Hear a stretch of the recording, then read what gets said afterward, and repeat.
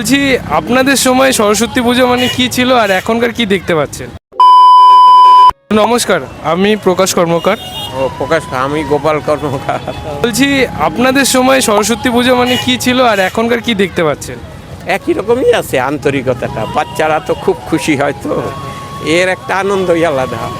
এই আনন্দ মানে বোঝানো যাবে না।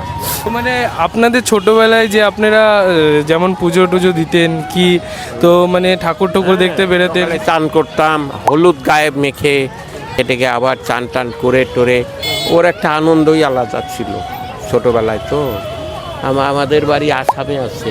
আসামে মানে ওই আমাদের ওই প্রথাগুলা খুব চলতো, একদম ভাই বোন সব মিলে একসাথে।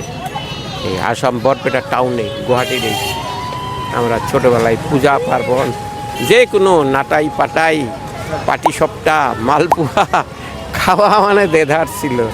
আর লোকে লোকে খুব ছিল, আনন্দ ছিল, সম্প্রীতি ছিল, ভালোবাসা ছিল।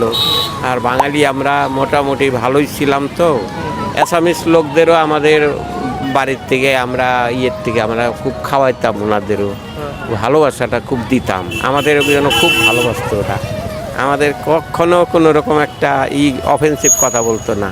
ওদের বাড়িতে নিয়ে যেতাম, এই আমার লগত আসুন, আমার ঘরতা এই খাওয়া লাগবো, এই মালপুয়া টালপুয়া আমার মা তোকে যাবা কইছে। বললাম, তারপরে মা বললো ওকে বন্ধুগুলার একটু একটা ব্যাগের মধ্যে ভরে টরে ভালো করে দিয়ে দেয়। সেই পিঠা পায়েস পুলি টুলি সব দিয়ে দিছে। এত খুশি হয় না, মানে চিন্তা করা যায় না।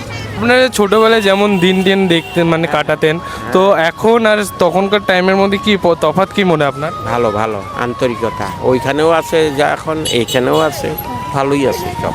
তো এখন যে দেখছেন যেমন পুজো দেখার থেকে সবাই ঘুরতে বেশি পছন্দ করে, সেটারই কি বলতে চান আপনি? হ্যাঁ, ওইটা তো থাকেই, একটা সবার মধ্যেই একটা আছে, একটু কম আর বেশি এদিক ওদিক তো হবেই, তাই না কাকু?